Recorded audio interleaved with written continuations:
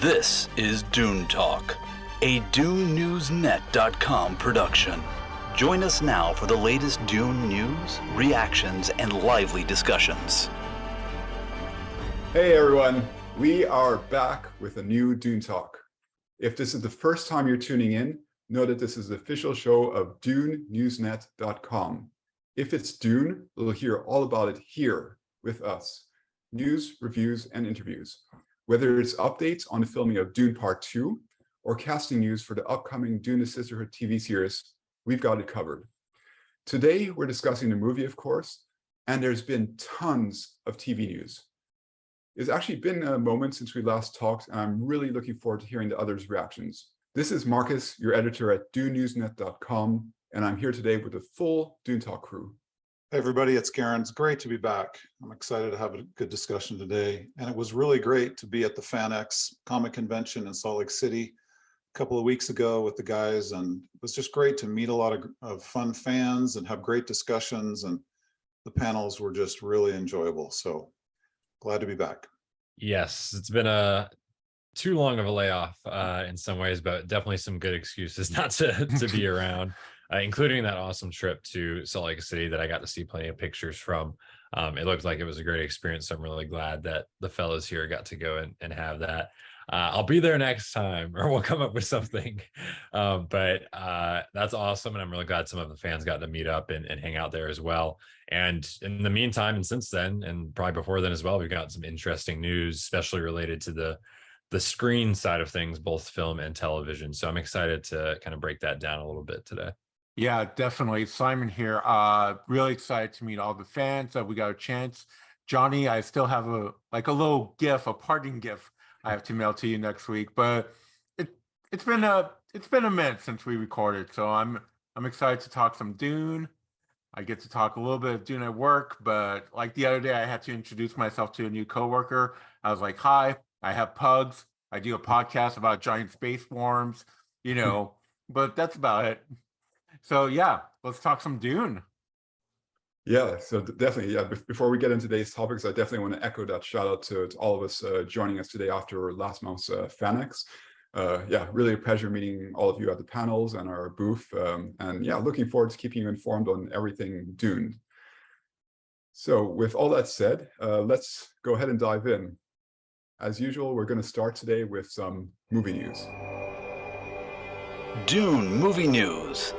Yes, it's hard to believe. Summer of 2022 has already come and gone, and it was indeed a summer of Dune.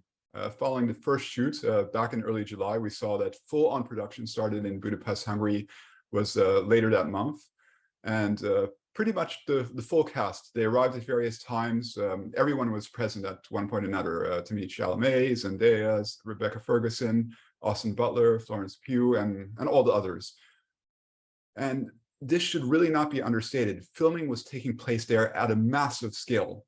During some periods, up to 4 units were working in parallel. In fact, in September, it was reported that production had expanded to other Hungary locations, in addition to those huge sets that we've seen photos of at Origo Studios. In the first half of October, after almost 12 weeks, filming has wrapped up in Hungary. So we've had the confirmation that the cast and crew have left. And the next stop for many of them is the deserts of Jordan and the United Arab Emirates. There have been various reports about how long they're going to be staying in Wadi Rum and Liwa deserts respectively. However, there's going to be extensive shooting planned there. We're talking probably between 1 and 2 months over there. Simon, there's been so much exciting updates recently, almost too many to list. What's your movie-related Dune highlight from this summer? Well, first of all, like you said, summer's already gone. We're going to be in Halloween in a couple of weeks, which is my favorite time of the year, spooky time. But it's crazy to know that we've seen pictures of the cast, but we haven't seen any production pictures really. And my first reaction, there was an interview with Chalamet talking about Florence Pugh finishing her shot, and apparently she wanted more screen time, and Denis was like, "Nope, I don't need you in the desert." So that means they've shot the final, I guess, spoiler, but the final duel between Faye and Paul, and no production stills, no real picture of Austin Butler, hair, no hair, mohawk, no mohawk. It's like, it's killing me. And like me and Garin were talking for a while at the con, like, what are we gonna do with another spoiler? I guess Paul's little sister. Like, we don't even know how they're gonna handle that. So it's a big mystery, and it gets me so excited that that stuff is already shot, and we know it's, in old film terms, it's in the can. So I can't wait to see Denise magic and Joe Walker and Patrice and everyone's magic. We're so close, but so far.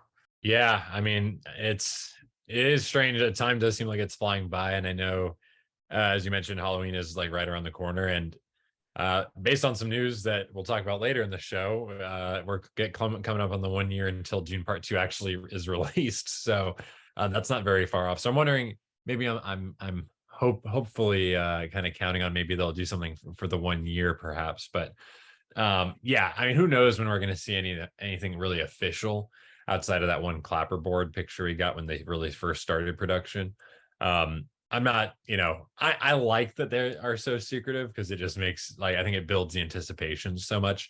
But it is cool when, of course, they have a little bit of a teasing here and there, and they have that kind of engagement with the fans online. So it is crazy to think that everything that we're going to see with Florence Pugh, with Austin Butler, two huge names coming into the film in this world, it's already done essentially. I mean, I'm sure they may have some sort of pickups or additional photography next year, but their principal stuff is completely finished, and that presumably, and we don't know what the last scene in the movie is really going to be. We don't know what the last shot's going to be, if it'll differ from the book at all, or how that's all going to be staged. But it's possible that that's all said and done, and now they just have to go do some desert stuff, which I'm sure will pretty much be different scenes and sequences that happen throughout the film, because we know that when the part 1 ended, Jessica and Paul were in the desert with the Fremen.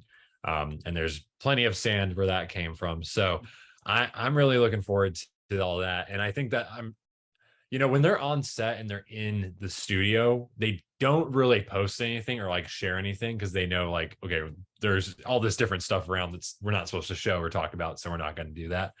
But last time, of course, as some fans will remember, I'm sure, when Josh Brolin, when Rebecca Ferguson, Timothy Chalamet, when they were out in the desert for shooting part 1, they did post a lot of stuff of just, maybe not from the film necessarily, but just being out there, in the desert, under the stars, in these huge, massive canyons and like cathedral like rock formations. So I'm sure we'll get plenty of that between Wadi Rum, between United Arab Emirates.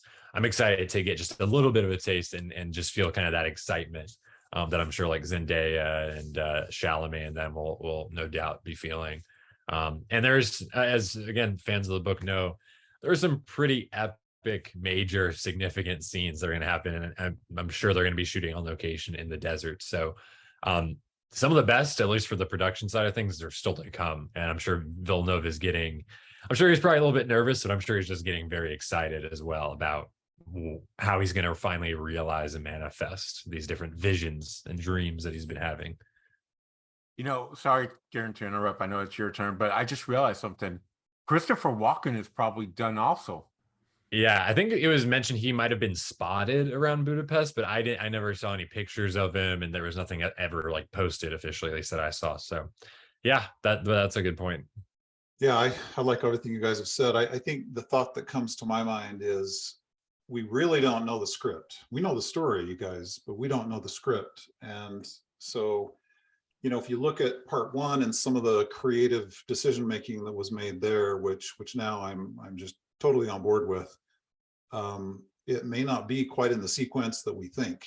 I hope it's close, just because Villeneuve has really aligned his story with Frank Herbert's book in most every way. But yeah, it's a surreal experience to be thinking about it all the time. Even when part 1 was being shot, I just kept, in the moment when I was seeing the actors posting things in Budapest and in the desert, I just kept thinking, how is this going to come together? And so I'm with you guys, knowing that everything's been shot in Budapest. There will be pickups, of course, but it's weird to think that that's done, because those are such epic, critical parts of the story and the plot. and now we go to the desert and they shoot all the desert scenes, which again is going to be on an epic scale, much more than part one. So I don't know, it's just it's the strange process of filmmaking, right? And I don't profess to be any sort of an expert in that. I have had some experience, and it's a really convoluted process. And so that's the genius of having a director like Villeneuve, because he has that in his mind. He has this complete picture, and then he coordinates the symphony of people to create it. But I will say I was actually listening to Hans Zimmer's soundtrack today during lunch, and I was kind of thinking, it's sad that there's really not going to be an Oscar Isaac or a Jason Momoa this time around. And there was kind of a moment of like, wow, this is going to be different, because you get kind of attached to these actors. However, there's a lot of new great actors that are going to add a lot more to it. So it's just an interesting process to follow. Those are my thoughts. Real quick to Garin's point, because I think I like how he kind of framed that. Talking about actors that are returning, someone else I wanted to mention, because we got not a significant quote, but it was nice to hear her talk about it. Charlotte Rampling was interviewed recently as well, and she said outright that she had finished everything for Dune Part 2. And of course, again, fans of the book are going to be pretty excited about that, I'm sure, to see her return. But she just mentioned, how Denis is such a visionary. He's so like wonderful and sweet, like as a person, like he's so like affable. And then she's like, I don't understand how he's able to be like that and then also still manage all the weight and all the power that comes with like making these movies and still being so humble and like working so well with all of his actors. So it's fun to think about like the scenes she might be in, and then also, as Garin was saying, like, it is a lot to take on, but it's going to be, it's just going to be a lot of fun. Like, it's going to be a different type of movie. We are going to have familiar faces, but we're also going to see some absences from part one because of what happens with certain characters. And then of course, new folks being introduced. So yeah, it's just a lot. It's like, I try not to think about it so much, but it is definitely something that's like that excitement's always brewing under the surface as a Dune nerd. Yeah, like the boys were saying, especially you, Garin, talking about Oscar Isaac, Jason Momoa. On YouTube randomly, it showed me that little clip when Oscar Isaac's talking to Timothy, by the cemetery. And I'm like, oh, we don't have any Alito in this movie. Like, and he was such an important part of the first part. Like, I know his screen time wasn't as big as other actors, but I'm like, he made that movie also. But then you think, you got people like Christopher Walken, Austin Butler, that after watching Elvis, I will say, give that man an Oscar. But like, it's going to be kind of a mystery. It's kind of like going back to school and having new classmates, but yet having some classmates that like, so it's a great analogy. Yeah, it's a great metaphor. Thanks. I just came up with it. But like we say all the time, in Denis we trust. And like when I heard that comment also from Charlotte, I was like, yep, that sounds like the Denis that we all fall in love and hear him talk about filmmaking. Yeah, and the fact that both those actors, Rampling and Pugh, have confirmed that they've wrapped filming. I mean, that just has my imagination running wild, because as we touched on, we know in the book that both of their characters are present in that very final scene, right? So does that mean they have filmed that whole scene? Like, probably, right? Because they've been in production there for 12 weeks. But yeah, as we've been discussing in the previous shows, it's likely that Villeneuve will have his own unique way of closing the film. I don't think it's going to be exactly like how it was in the book, and like I can imagine him potentially tying that into the future movies, like Dune Messiah, like connecting in that way. I can't stop thinking about those possibilities. I just came up with an amazing scene to end the movie, very much like the book ends, but you actually see Paul and Erlon's wedding. And then sorry, I'm getting all choked up about it. That famous line that Jessica tells Johnny at the end, that would be a great shot. That would be great. I don't want to spoil it for people that haven't read the book, but I think that would be like, ooh, just getting goosebumps. Yeah, no, that would be, yeah. I just love that. Yeah, because also to Garin's point, this was another quote. I can't remember how recent this one was. We might have talked about it in a previous episode, but Javier Bardem mentioned that, you know, he's read the script, of course, and now he's probably already done a lot of scenes. But he just mentioned that he loves the book, he knows the story, and he knows fans know the story, but they don't know, as we were pointing out, the script. They don't know how the changes have been realized. And he even said in that interview that he was really surprised by how certain things were structured or staged and changed. And so I think there's a lot of excitement in the drama of that, of course, as a movie fan, and a fan of Dune in general. So yeah, really looking forward to that. And also talking about expectations or changes and part one versus part two. I don't know if we're going to mention this later on, but Timothy has been promoting his new film Bones and All, and he was mentioning, of course, that's kind of like a horror film, like a cannibal film, and he was just alluding to the fact and saying that there's going to be more blood in Dune Part 2. At least that's the plan. And we'll see how much blood, how bloody Paul and maybe some other characters can get. It's going to be, yeah, I'm really looking forward to that. I think it's going to be so spectacular if they do it right, and I certainly have a lot of faith that they will. So I think it's going to blow. I mean, people that love the first part, I think their minds are going to be blown. I've said that over and over again by how different and how much better I think potentially part two can be. Yeah, I think that's so exciting. And just the point I was saying before, like about potentially Villeneuve foreshadowing a lot about what's going to happen in Dune Messiah in the next film that hopefully he creates. So that's, yeah, just so much to think about. There's one more key piece of movie news before we move into our next segment, namely the Dune Part 2 release date. Yes, it actually did change for the second time, but this time it's moving earlier. So the premiere has shifted forward 2 weeks from November 17, 2023 to November 3rd, 2023. And that makes a lot of sense, right? You know, given how crowded the former weekend was, there was the Hunger Games prequel, there was Trolls 3, both being released on that same original day. And meanwhile, early November is pretty much clear from other major properties. Johnny, how significant do you think this change will be for the movie's box office success? Yeah, I'm not entirely sure like how significant of a change it's going to make. I mean, obviously, before, as you just said, there was that stacked weekend that Dune was a part of.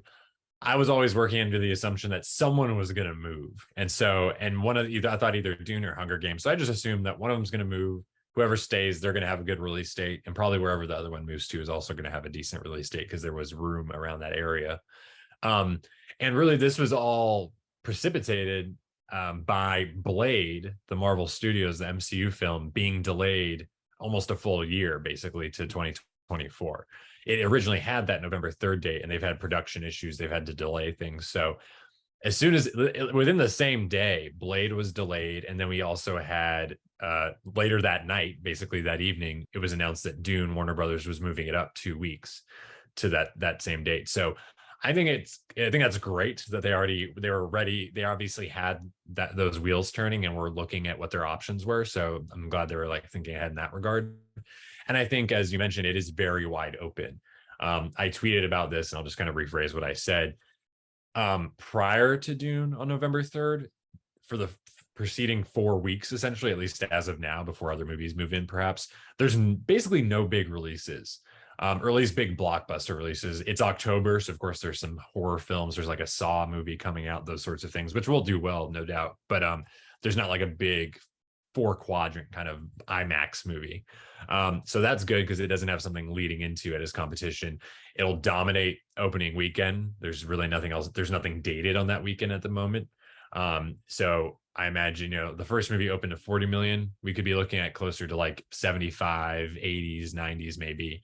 That would be amazing. Of course, it's going to have all the IMAX screens, Dolby, 3D, maybe those sorts of formats. And then that following 2 weeks, as of now, at least, there's nothing. I mean, there's really nothing at all. In November, it's after all the awards festivals have happened. So like some of that hype is dying down. Some of the wheels are turning to look at like the awards narrative. And of course, I'm always going to factor that in because I'm a nerd for that kind of stuff. But so in that way, Dune kind of gets its own month in a lot of ways. I'm sure there will be some award season releases, like contenders releasing in November, but it's obviously going to be the biggest of any of those movies that are going to be competing like for the Oscars. So I think that's great. And then, yeah, that following 2 weeks, as of now, could dominate all those different formats we mentioned. and then Hunger Games will come out, and of course that will become probably the number one movie that weekend and everything. But the other thing I mentioned or was thinking about, or two things, was that it's still going to get a boost. Previously, we talked about or mentioned that it's coming out like the week before Thanksgiving. Now that's no longer the case. Of course, that Thanksgiving corridor is very like lucrative, and so any big movies out around that time get an extra boost to their like box office from families. Dune, even though it'll be out for about 3 weeks at that point, it's still gonna get a bump, so that it'll benefit from that in that way, and that'll go all the way through to like Christmas even. It will still be in theaters by that point. So I still like that they'll have that advantage. And then the last thing I was going to mention is, from my point of view and my own kind of sanity, I guess, in some ways as a fan, 2 weeks is just enough of a move forward that I'm excited and like, oh, we don't have to wait an extra 14 days to see Dune Part 2, obviously. But it's not so much of a bump up that I'm like, oh God, are they going to be like cutting it close with the VFX? Are they going to have to like kind of rush some different elements of it? Is the editing going to be maybe getting kind of weird towards the end? I think 2 weeks is more marginal than like a month. You know what I mean? So it's a bit of a boost, and we don't really, I think, lose anything in the process. So I really like this move all around. I think it's really nothing but positive. And obviously it's so far away, it's kind of hard to analyze it that deeply as I just did. But I think I'm just getting more and more excited, realizing that, as I said, we're coming right up to the 1 year marker, and then we'll be under a year until Dune Part 2. So it's just really flown by, I think, as we mentioned, the time between last year and now. But yeah, like I think it really is noteworthy how quickly Warner Brothers Pictures took that decision. You know, obviously they were probably anticipating that there were going to become some changes, but like, you know, another studio makes a change and then you like react in the same day. Like they were definitely right on the ball for that. And at least to me, that this indicates that they're confident about the production timelines, right? Because you wouldn't even think about moving a movie forward if, you know, they thought, okay, like things aren't going as entirely up schedule.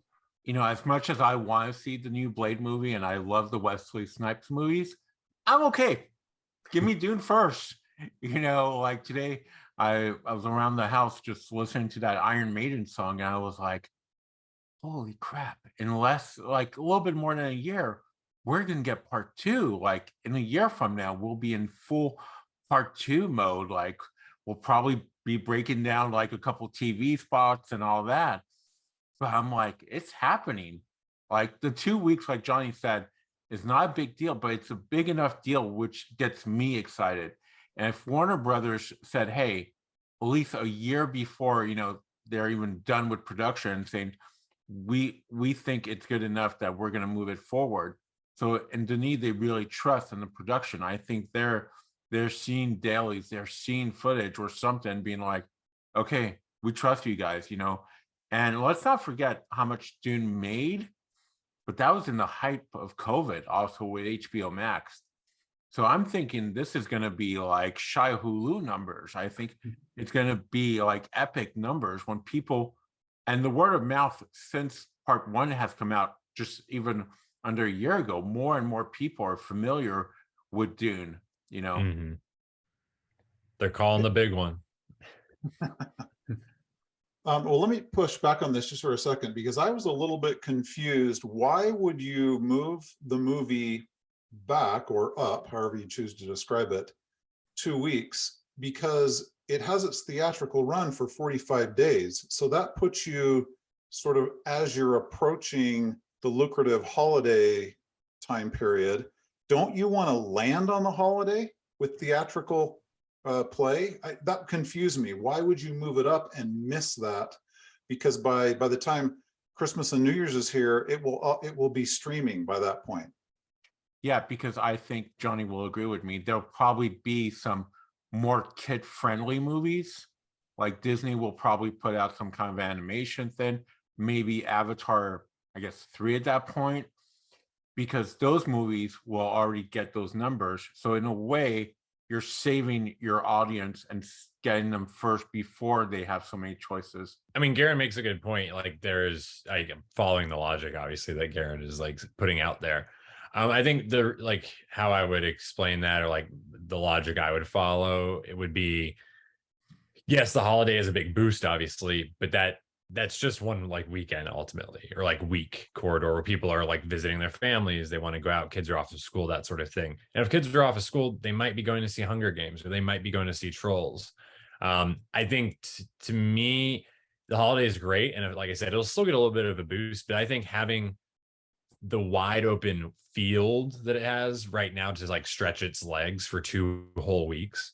And we also have to think about overseas as well. Not every Thanksgiving is only in the US at that time, to my knowledge. So like that is a little bit different compared to like a Christmas window where Warner Brothers right now, and this could change, but as of now, they have Wonka coming out like the week before Christmas. And then they have Aquaman 2 coming out on Christmas. So they look like they're really trying to take advantage of it for those 2 films. Wonka, which it's a known property, obviously, but it's an original story, it seems like. So they're trying to I think they're going to need that a little bit more than Dune would need. And Aquaman, the last one made $1 billion. I'm sure this one's probably going to make $1 billion or be close to it. So they really want to like saddle up their money bags for that one. I think Dune is one where you don't need that. And also, I think it's not as much of a popcorn movie, I think we can all admit, compared to like an Aquaman or a Marvel movie, for example. So I see what Garen's saying, and that's totally a valid point, but I also see kind of the other side of it. And so it'll be interesting. That 45-day window, I presume that's still going to be in effect to some degree. But even if, well, actually, I don't know. I think Zaslav might have said that they weren't going to do that anymore, because he's very much like pushing back on that. And like boosting theatrical versus like kind of weighing down HBO Max. So maybe that won't necessarily even be the case. But I think even if it did go at like 45 days, 50 days to HBO Max, it would still be in theaters. So you'll still get some sort of kind of residuals off that. But yeah, it's going to be interesting. I'm sure many more things will shift before we get back to that. And also going off of Garen's point, onto like another thing I was thinking about, just to kind of like put things in perspective. It's weird to think that like we were talking about summer's over and like Halloween's right around the corner. It feels like summer just started, and like it was so warm and hot. We're all like going on vacations and stuff, and now it's like getting cold, at least where I'm at, and it's like it's that time of year. And by the time things warm up again and we all come out of our caves, we're probably gonna have our first look at Dune Part 2 and maybe even a trailer by March, April. So just funny to think about like how quickly things are going to be shifting like over the next 6 months or so, as marketing kind of in it first looks and everything kind of open up. And I think Simon pointed this out. It's totally accurate that Dune has only gotten bigger since the movie came out. I think we were talking about previously, I was tweeting about its home media sales on Blu-ray and 4K, like our top 3, top 5 for the entire year. And that's up there with like Spider-Man and Batman and those sorts of things, Doctor Strange.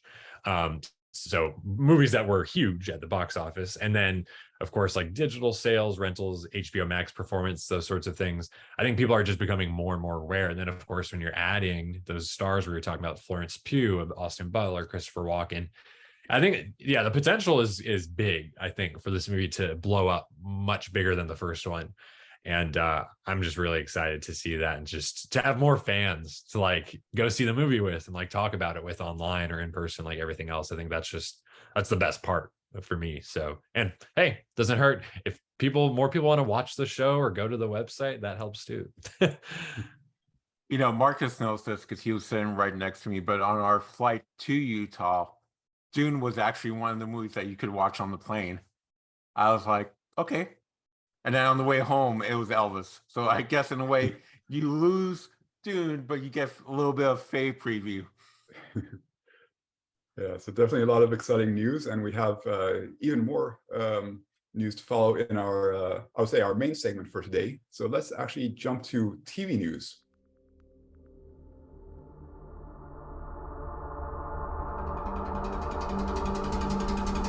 Dune TV news. Yeah, it's been a long time coming. Knowing Dune: The Sisterhood was originally greenlit in 2019, but we have casting news. At the beginning of October, it was announced that Emily Watson and Shirley Henderson will be leading the cast of the upcoming TV series. And this is going to be focusing on the origins of the Bene Gesserit Sisterhood. So these 2 actors are portraying Valia Harkonnen and Tula Harkonnen, respectively. And in the reports, they were described as the formidable Harkonnen sisters, who have risen to power in the Sisterhood, a secret organization of women who will go on to become the Bene Gesserit. So we're talking about the origins here. Then, just 1 week later, we got another name, Indira Varma. She's known for many TV roles, including Game of Thrones, and appeared most recently in the Obi-Wan Kenobi miniseries. Her character is Empress Natalia. We also got a description for her: a formidable royal who united thousands of worlds in her marriage to Emperor Carino. We'll be touching on the significance of this character's presence a bit later in the show. But first of all, reactions, starting with Garin for this time. What do you think about these three newly announced cast members? Yeah, Shirley Henderson, I wasn't as familiar with, although I've now kind of gotten up to speed on what she's been in. But Emily Watson has an incredible filmography.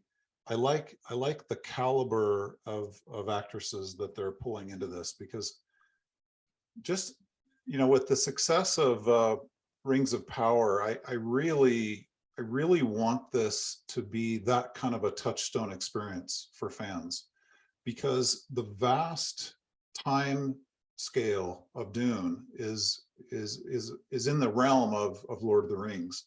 And so I really think bringing in actors, actresses that really have the chops to do this right, and not only to create characters that we love about, not just shallow figures that represent some ancestor or some person thousands of years before the story that I love so much, but instead to create these Bene Gesserit women leaders that I care about, that I really can become attached to, and I want to know what their experience and what the plot evolution is for these. So I like that we're seeing actors with formidable experience being cast for this. I really want this to be done right, because you've got a lot on the line for this. You've got the most popular science fiction book of all time. You've got a series that's revered in the realm of science fiction, and now you're going to do the backstory. You're going to do the evolution of how it all came to be thousands of years before, and I just want them to have it be as interesting and compelling as the main storyline that I like so much. I mean, I'm going to be honest, like the casting, I've said this from the beginning, I'm glad they're not going with someone like Uma Thurman or, a big name, because then we would obviously be like, well, she's going to be the main Bene Gesserit. We know everything's going to happen with her.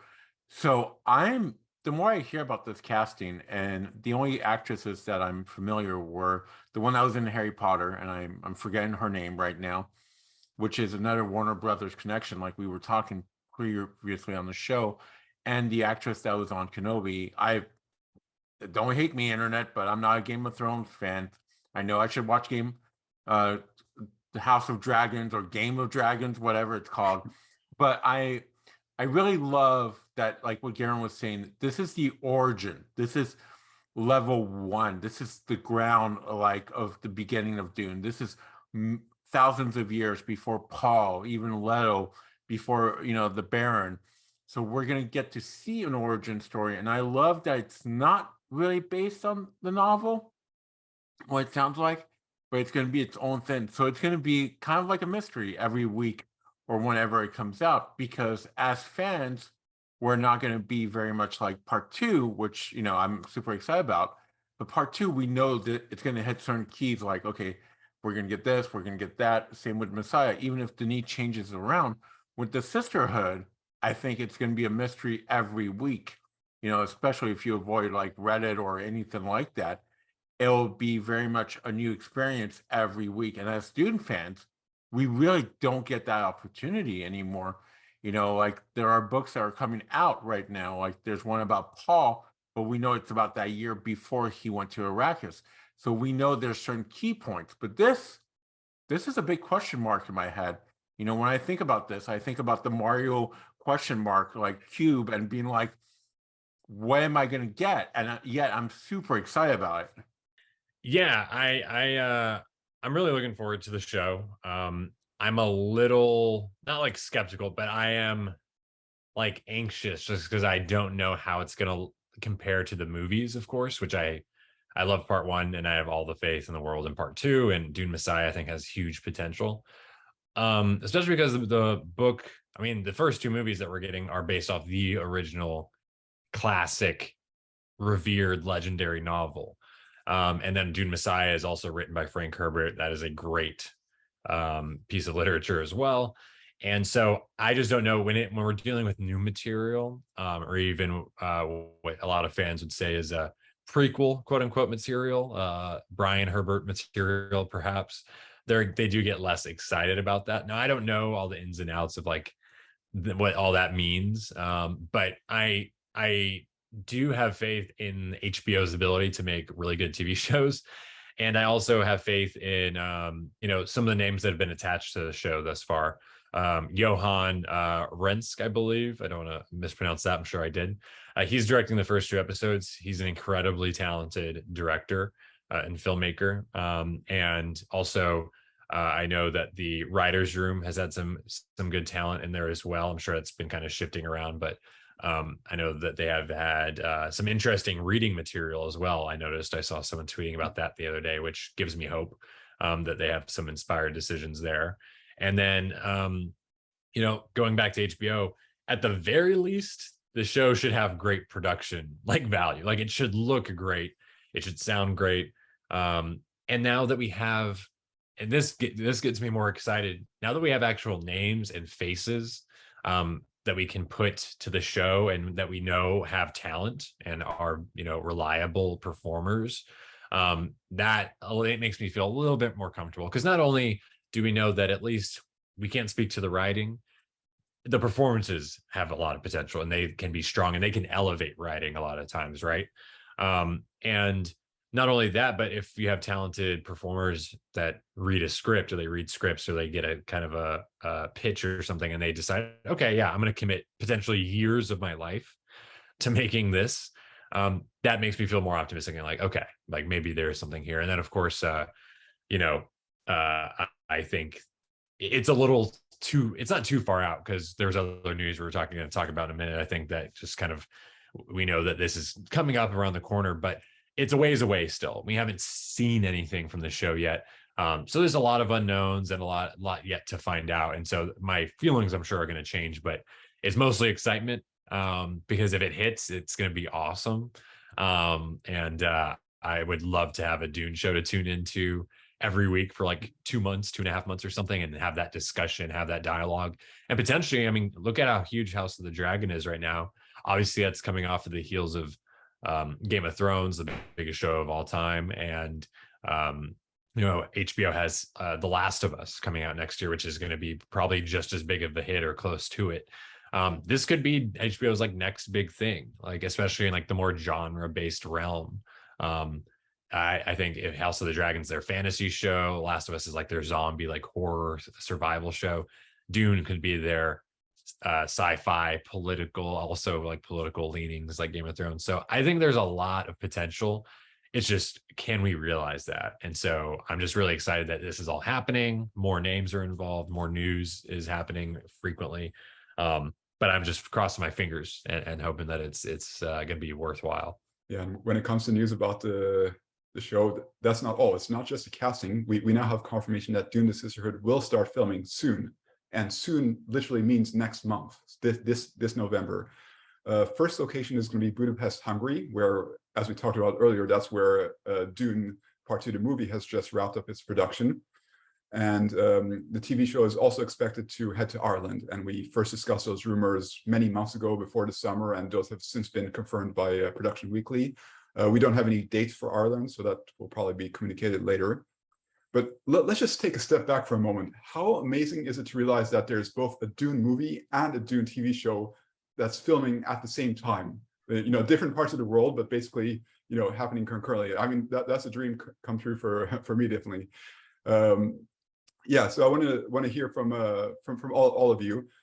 Knowing that there's not yet a release date for this TV series, let's do a quick round table, like brief answers on these two questions. When do you expect that we'll see this TV show?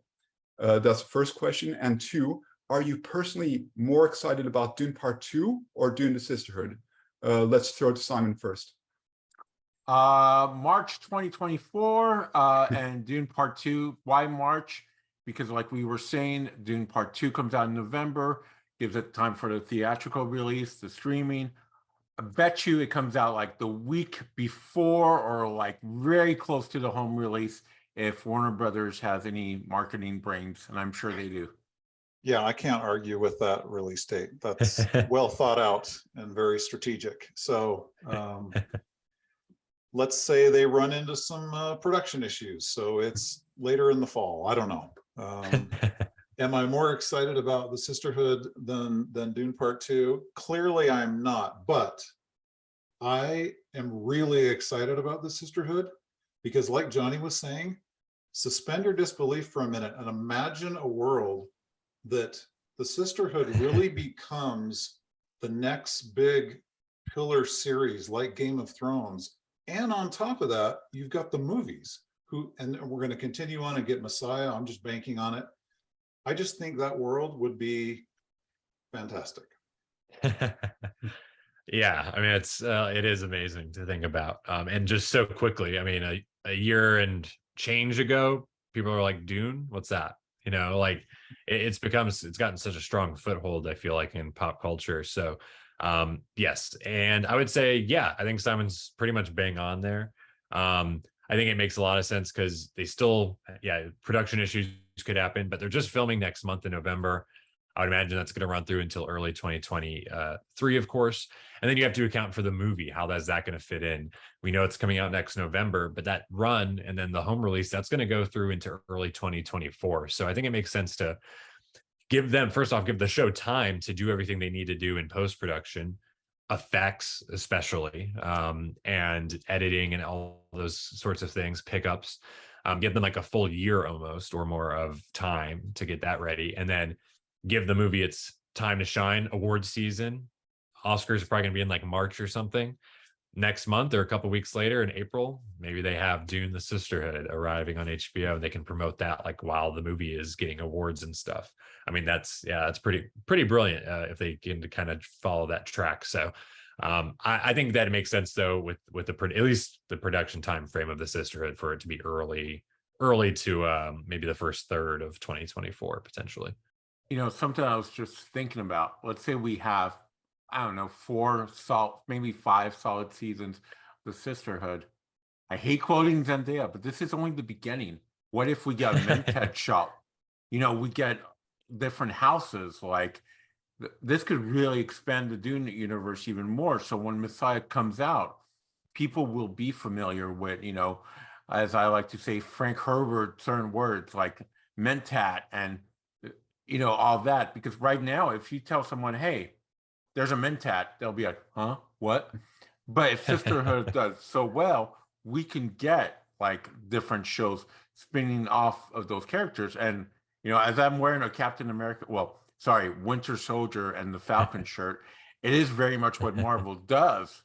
They, you know, create side stories where you learn more about these characters. So, you know, I'm still excited more about Dune Part 2 because Dune Part 2 has been in my life more than the Sisterhood. But I am super excited about the Sisterhood. Like, ask me, not a year because we'll be so close to Part 2, but ask me in like a year and like some change, I'll be like, yeah, Sisterhood, awesome. And I honestly think we might get a Dune 2 trailer for the 1 year release, like early November. I wouldn't be surprised. Real quick to Marcus, I didn't answer your second question. Yeah, Dune Part 2. I mean, obviously I'm more excited for that. It's probably too tough on Sisterhood to say that, but I think, I mean, just the Sisterhood though, it is one of my most anticipated shows. And I'm not as big into TV as I'm into movies, of course, but there's a lot of big shows and I've been anticipating that just as much as some others, like The Last of Us, for example. I'm a huge fan of those games and that and Sisterhood and some others, especially for new shows, stuff that doesn't have pre-existing seasons or anything like that. Or, you know, House of the Dragon, it's a spin-off, right? Or a prequel. So that's kind of its own tied-in thing here.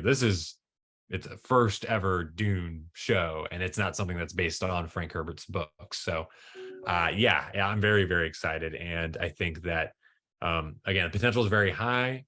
And as Simon was pointing out, hey, yeah, who knows? They could go and tell all sorts of stories in the Dune universe. I do get anxious about that even more because I can't stand like oversaturation and just like lazy storytelling and just popping stuff out to like have content on your streaming service and that sort of thing. And also, Legendary, who is making all the Dune stuff, show and movies, they're supposedly breaking away from Warner Brothers and might be doing other stuff elsewhere. So, hey, maybe we might end up having shows and potentially a third movie or more movies with people that aren't Warner Brothers or at other studios and services and things like that. So that'll be another interesting thing to just think of and like down the road, especially. If the question had been which is more important to the whole story fandom, and I would have said the Sisterhood, and here's why.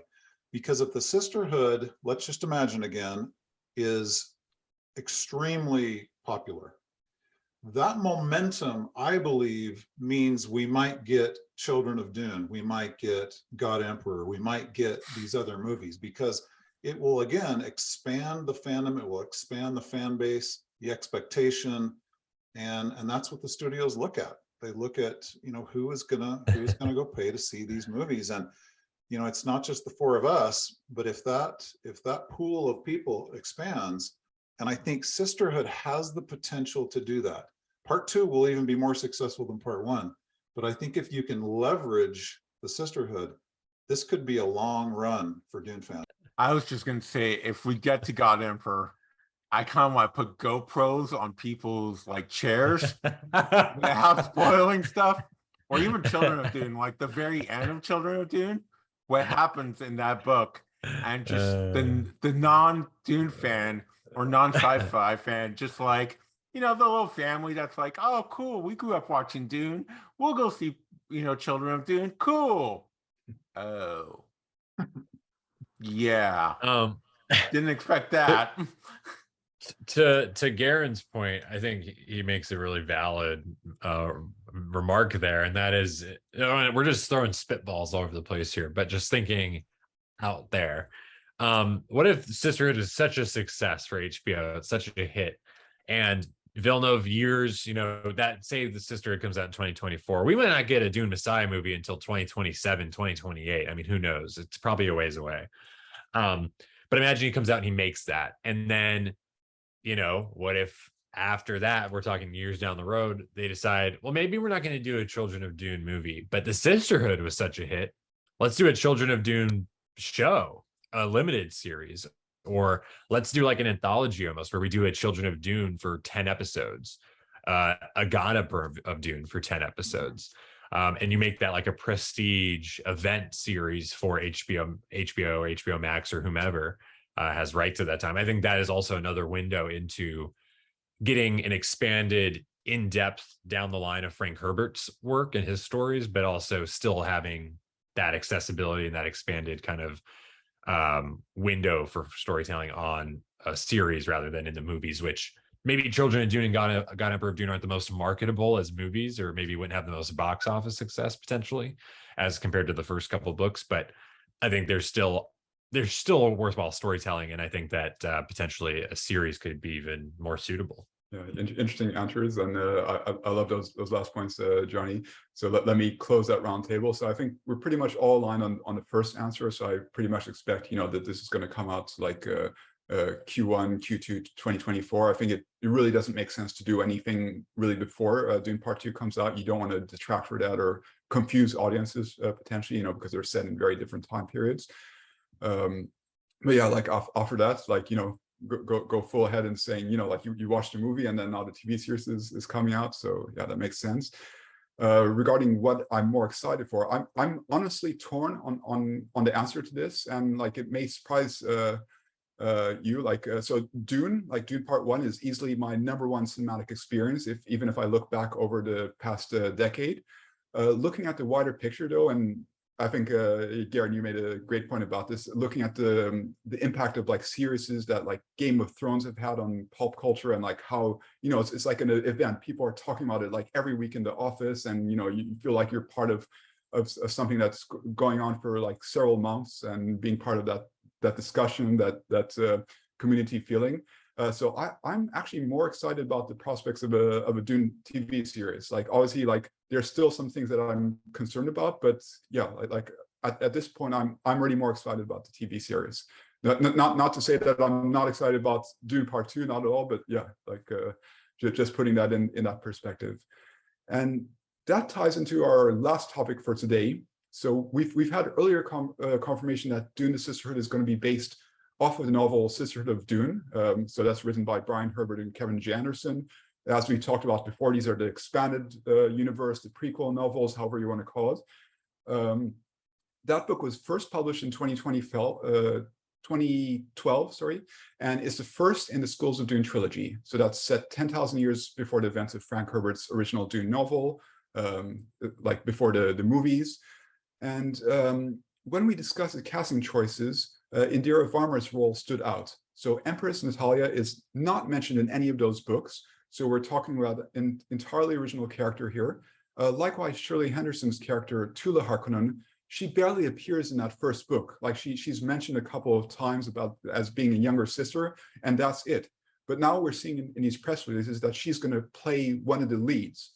So to me, this pretty much confirms that this is not going to be a direct adaptation, but rather a reimagining, and they're going to take, some of the key elements of that story. And, like Simon was mentioning earlier on, this could be something completely new, like that's maybe based on an overall themes.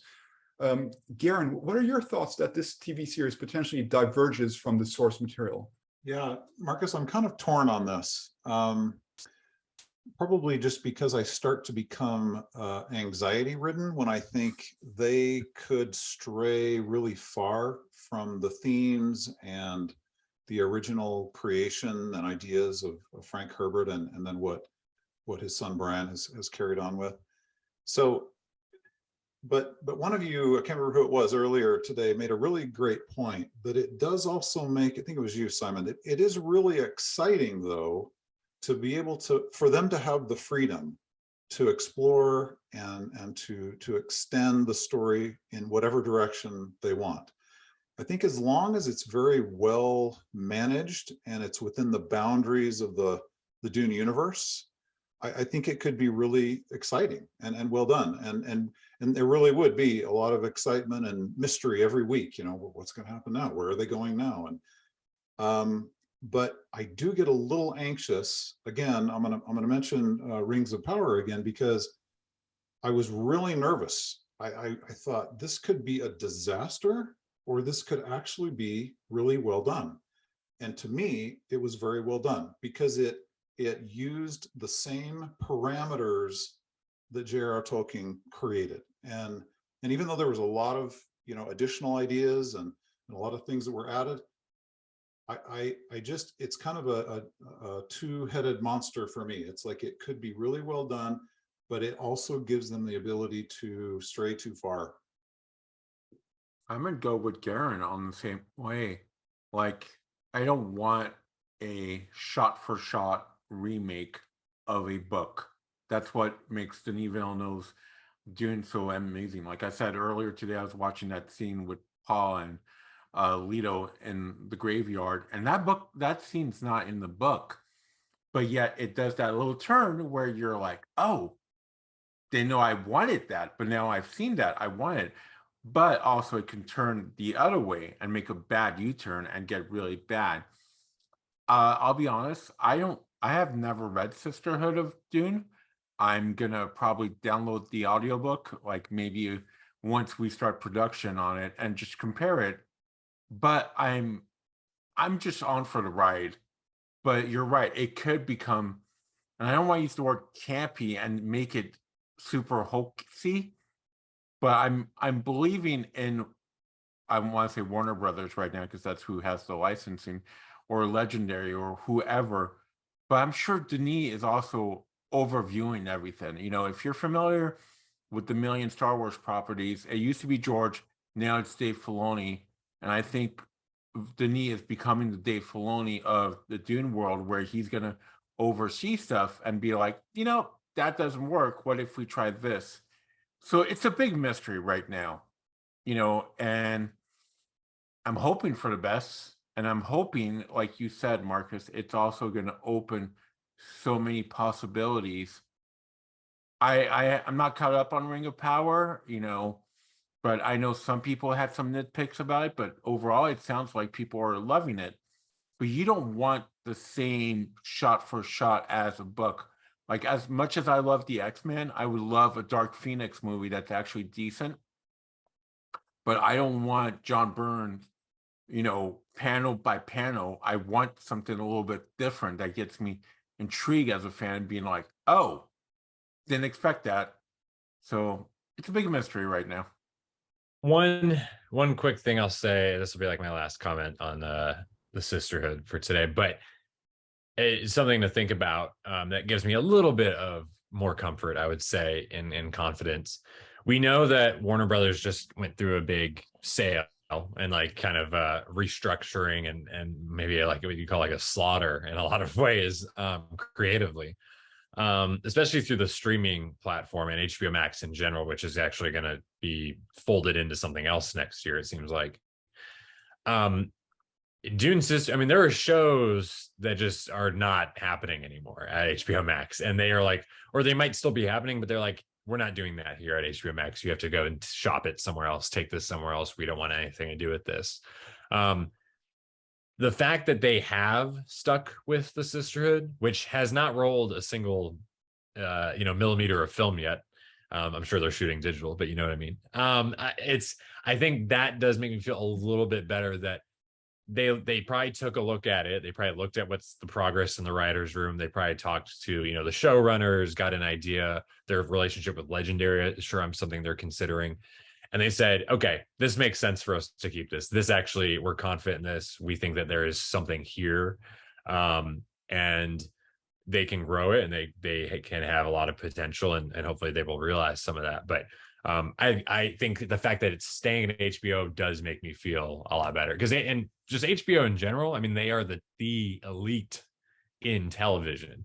There are great shows at every, a lot of the networks, a lot of the streaming services, but I think time and time again, we go back to HBO and we look at HBO and like, damn, they just continue to crank out home runs just so consistently. Their batting average seems to be so much above everyone else's. So again, that's another thing that makes me feel, that gives me maybe even the most confidence, perhaps. So I hear what everyone's saying, and I feel also some of that timidness, but fingers crossed again that it's going to be worthwhile, and they'll kind of hit the mark. Yeah, I think that at the end of the day, the points you brought up about being anxious about how they handle it, I think that's definitely valued. I'm actually do have a lot of concerns about, like, what if they make an original story, but it doesn't fit in with the themes of the original novel and the messages that Frank Herbert was trying to bring, and at least stick to what the fans would appreciate. I mean, as mentioned, it could turn out really, really bad, right? That's also a possibility, like, except for hopefully the production values. But yeah, I think at the end of the day, it's most important to have that. But all these people are involved. Like, Denis Villeneuve is indeed one of the executive producers. Like, he's not directing any episodes as far as we know. That was communicated earlier. But there are a lot of talented people involved. So we'll have to see. And I think the Dune fans are a really discerning crowd. Like, like we're going to hold things to a really high standard. So I think once the show releases, it'll be clear what direction they're going on, and whether this is something that's going to be creating opportunities and being success in the future, or whether it's going to be a failed experiment. But yeah, definitely, like, really hopeful for the former. So with that said, that's a wrap for today. So it's really exciting talking about these latest movie and TV updates. Exciting time for Dune. Let's go ahead and sign off. Simon Dowdy here. You can find me on social, sdowdy.com. Sorry, sdowdy on all the socials. Super excited that we're starting to talk about Dune, and like we said, I can't believe that most of the filming is done. Give us that trailer. Give us an image. Give us anything. Absolutely. Johnny Sobchak, once again, great to be back with the crew discussing Dune. And it's been, too long, as they said, but we're looking forward to more to come, of course, from both the Sisterhood, the movies, and the expanded universe. So stay tuned, and very much appreciate you sticking with us and watching and supporting the show and the site. You can find me on Twitter at Johnny Sobchak, of course, and you can hear all my ramblings about Dune and other items there. Garin, Granada, thanks for joining us today. I'm on Twitter at Dune Companion. Just excited to be able to talk about this stuff with the crew, and I just think there's a lot of really exciting stuff coming ahead. So join us on DuneNewsNet.com for all the latest stuff, and we're just trying to provide everything Dune for you as it comes out.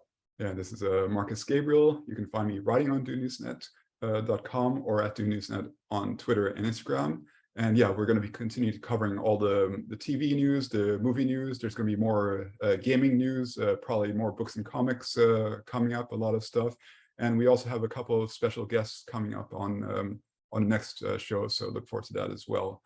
So until next time, take care. We hope you've enjoyed Dune Talk.